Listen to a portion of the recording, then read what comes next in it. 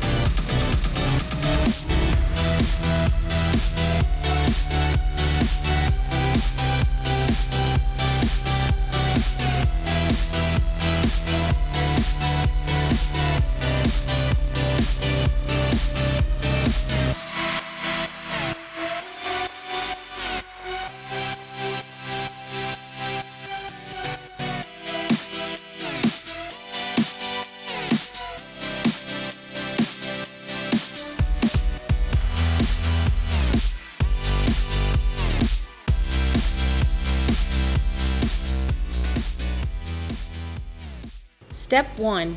Get design concept right from the customer. Customers may submit their own artwork if you have provided them with templates to do so. If your art department is doing the art for them, you may want to have a designer sit with them so that they can fully grasp the customer's concept. It's important to get high-resolution vector art of any logos the customers may want, as well as a spreadsheet that lists names, numbers, and sizes for any variable data you may be adding. Step 2. Identify the proper template. Templates come in all different cuts. Polos, tanks, hoodies, jerseys, long or short sleeve tees are all possibilities. Once your client has decided the cut, you will either provide them with the correct template or begin the process with your own art department. When providing your client with templates, it's important to find out what software the client is using as well as the version they use.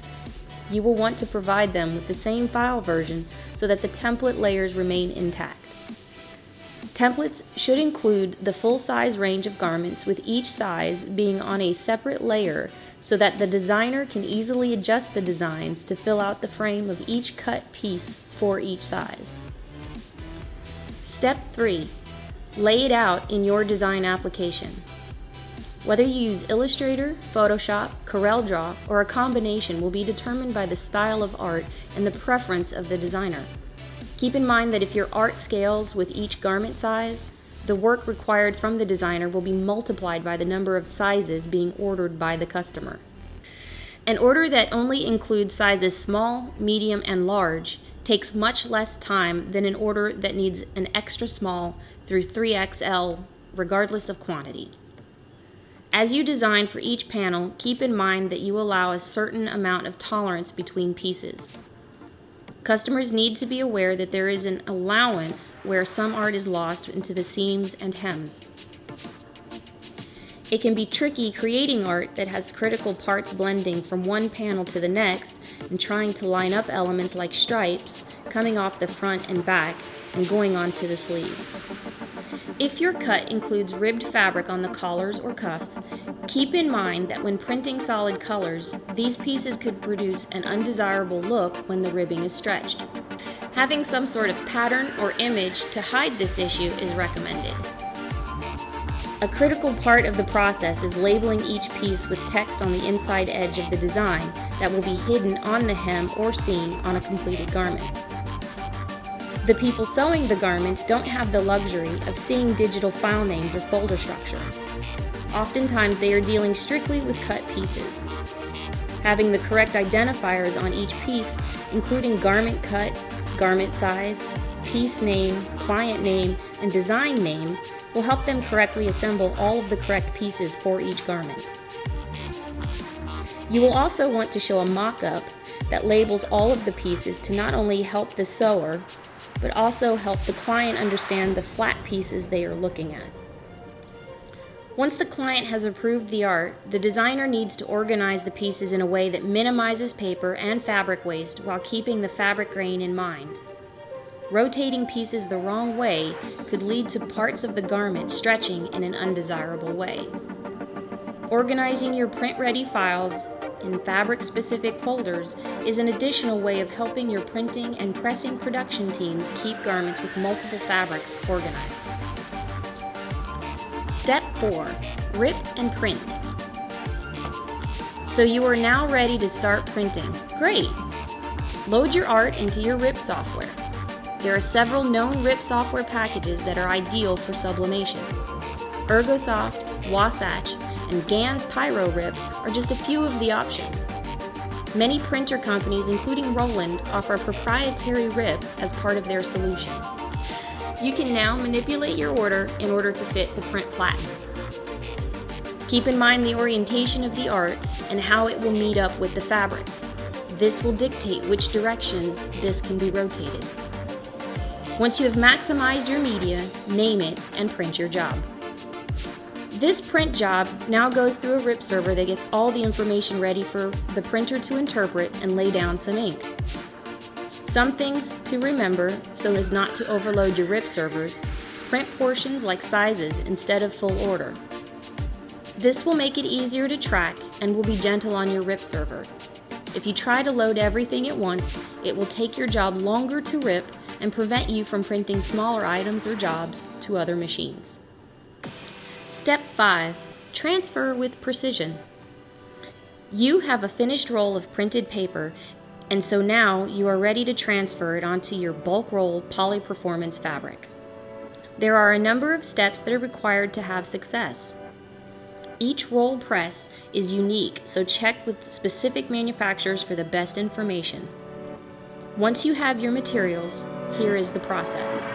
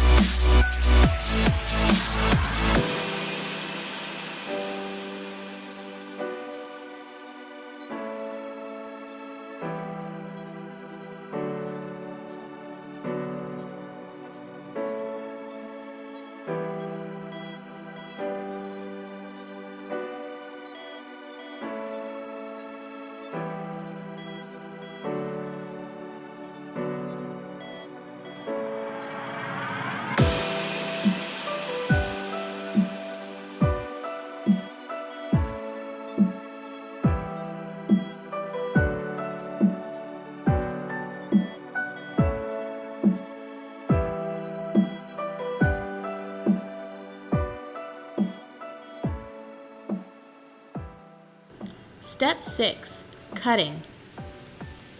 Load your roll of fabric on a cutting table that has a rod system to hold your fabric spools in place while you pull the fabric out evenly onto the table itself.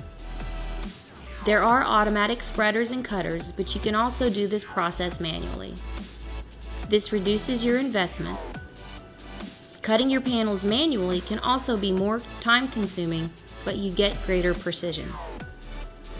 Whatever method you employ, be sure to keep your panels organized so that the sewer, seamstress, has every piece they need to complete the garment. Using containers, job jackets, and/or carts to move the pieces through the sewing process are ideal to prevent pieces from getting lost or dirty. It is critical to make it easy to track all the parts. If you are manually cutting the pieces, it's a good opportunity to proof the pieces for any printing or pressing flaws that may have been missed in the earlier steps. Keeping a detailed list of any pieces that are flawed will start the process of getting recuts created for any flawed pieces. Removing the pieces at this point will prevent wasted time sewing flawed garments and improve profitability. Step 7. Sewing. Prepping the sewing station up front and having a clear definition of what pieces are needed to assemble a garment. The sewer will refer to a bill of materials as a guide to assemble the garment. They should also have a mock-up that displays all of the pieces making up the garment and any spreadsheets that involve customization items such as names, numbers, and logos. When doing larger runs, it is more efficient to have several sewing stations that specialize in specific tasks grouped by stitching and thread types.